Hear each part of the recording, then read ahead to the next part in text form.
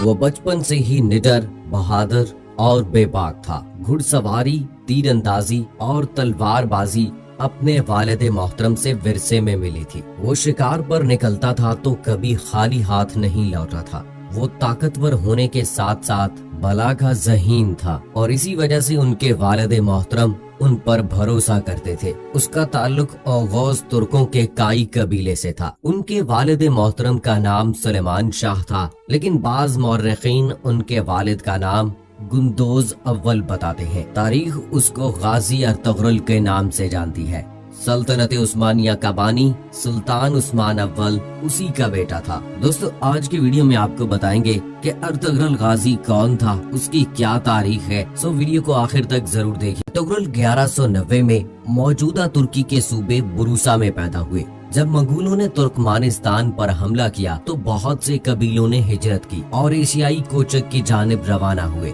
काई कबीले ने शाम के करीब एक इलाके में पड़ाव डाला था, लेकिन ये इलाका सर्दियों के मौसम के लिए साजगार नहीं था। इसलिए अर्तुगरुल का बाप सुलेमान शाह चाहता था कि जल्द से जल्द किसी बेहतर मकाम की जानिब हिजरत की जाए। उसके लिए अर्तुगरुल को उसने हलब भेजने का फैसला किया, जहां पर सुल्तान सलाहुद्दीन अयूबी के जानशीन हुकूमत कर रहे थे। हलब के सुल्तान अल अजीज के पास सुलेमान शाह के एलची के तौर पर अर्तुगरुल को भेजा जाना था, लेकिन उससे पहले एक ऐसा वाकया हुआ जिसने काई कबीले को मुसीबतों में धकेल दिया। अर्तुगरुल गाजी अपने जानशीनों के साथ शिकार खेलने गया तो वहाँ उसने देखा कि कुछ सलीबी ईसाई कैदियों को लेकर जा रहे हैं। उसने कैदियों को बचा लिया और सलीबियों को कत्ल कर दिया, जबकि कैदियों को कबीले में ले आया। सलीबियों से झड़प में उसने एनातोलिया पर काबिज सलीबी सरदार तीतुश का भाई भी कत्ल कर दिया, जिसके बाद सलीबी काई कबीले के दुश्मन हो गए।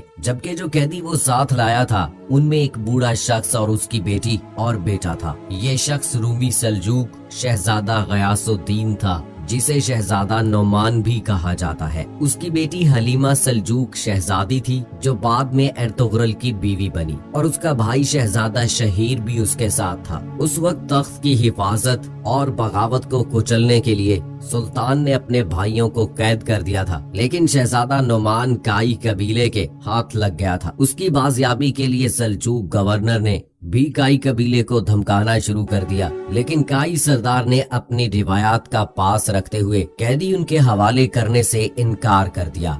जब अर्तुगरुल हलब के अमीर से मिलने गया तो साजिशियों ने कैदियों को सल्जूकियों के हवाले कर दिया। हलब में अर्तुगरुल साजिशों का शिकार हुआ, लेकिन अपनी बहादुरी और जहानत से बच निकला। अर्तुगरुल ने जो इलाका सुल्तान से हासिल किया वो सलीबियों के किले के नजदीक था और उसमें रहने का मतलब था कि मौत के मुंह में चले जाना।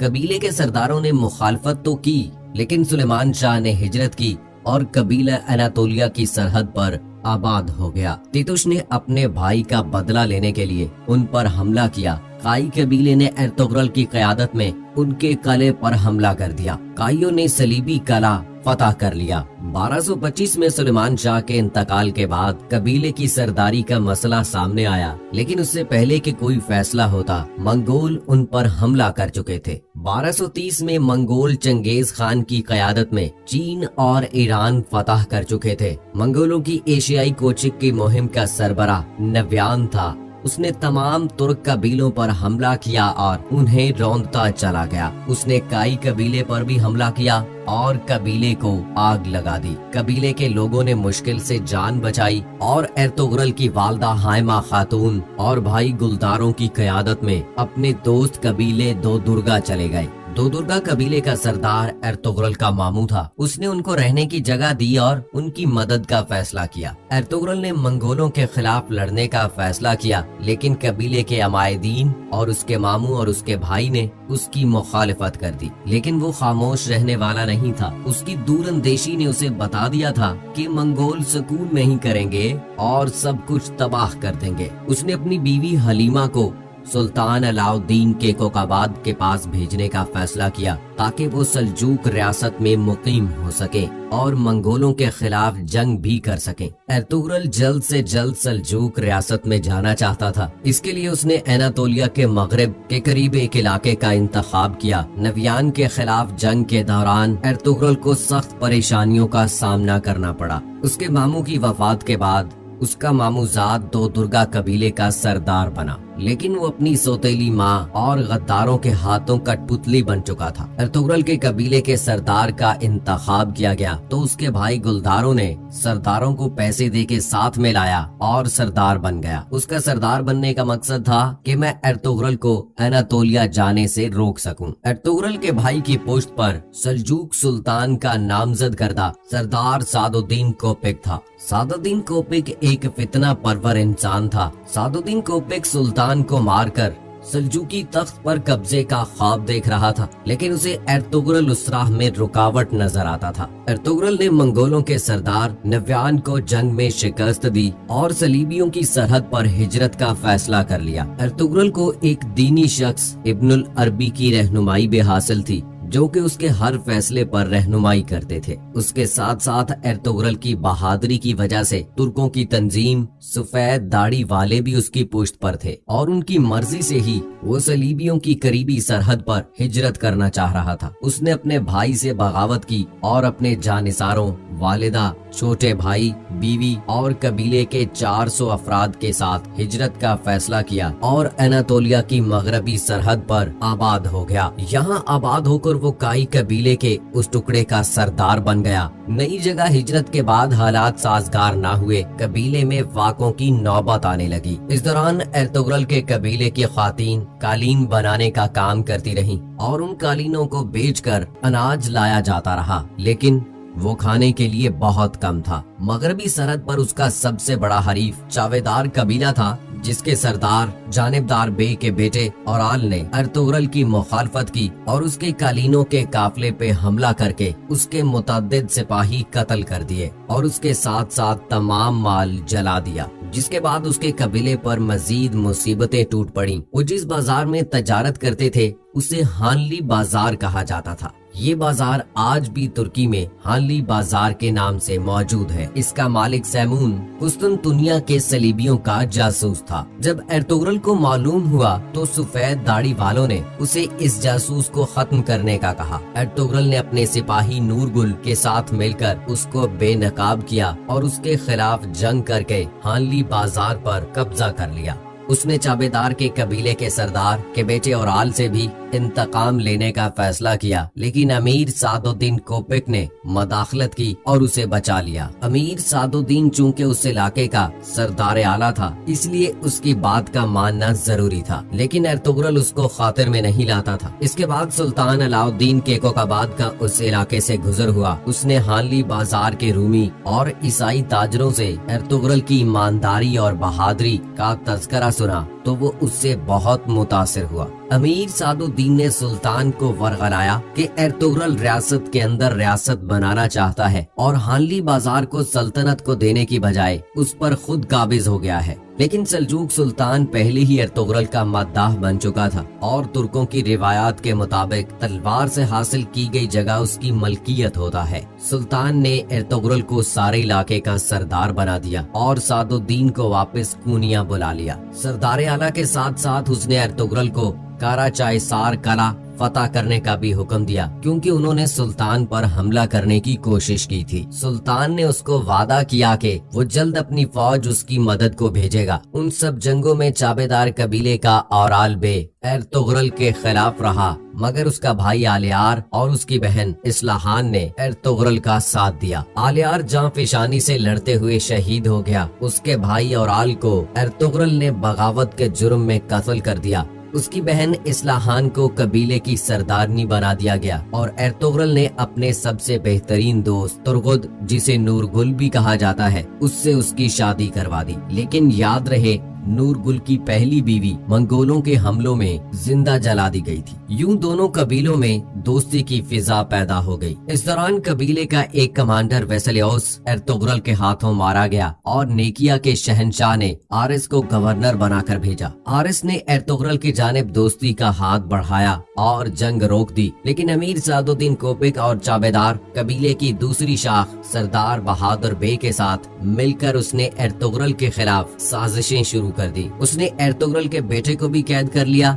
और बहादुर बे की साजिशों में मदद की। एर्तुगरुल ने बहादुर को कत्ल कर दिया और चाबेदार कबीले का नया सरदार इस्लाहान के शौहर नूर गुल को बना दिया। उससे निमट कर एर्तुगरुल ने सुल्तान की फौज का इंतजार किए बगैर ही अपने सिपाहियों के साथ मिलकर कले पर हमला किया और कले पर कब्जा कर लिया। कले का गवर्नर आरिस अपनी जान बचाकर भाग गया और कबीले पर सल्जूक सल्तनत और काई कबीले का परचम लहरा दिया गया। कावासाई चारकला और हानली बाजार फतह करने के बाद एर्तुगरुल का हर तरफ चर्चा होने लगा। एर्तुगरुल ने कले में अपने भाई सारिम को नायब मुकर्रर किया और सादुद्दीन कोपिक की साजिशों से सुल्तान से आगाह करने कूनिया चला गया। कूनिया में उसने अमीर सादुद्दीन के खिलाफ सबूत दिए, लेकिन वो साजिशी अपनी जान बचाने में कामयाब हो गए। 1237 में उसने सुल्तान अलाउद्दीन के कोकाबाद और उसके नामजद जानशीन शहजादा कलीज अरसलान को कत्ल करवाकर गयासुद्दीन कैसरो को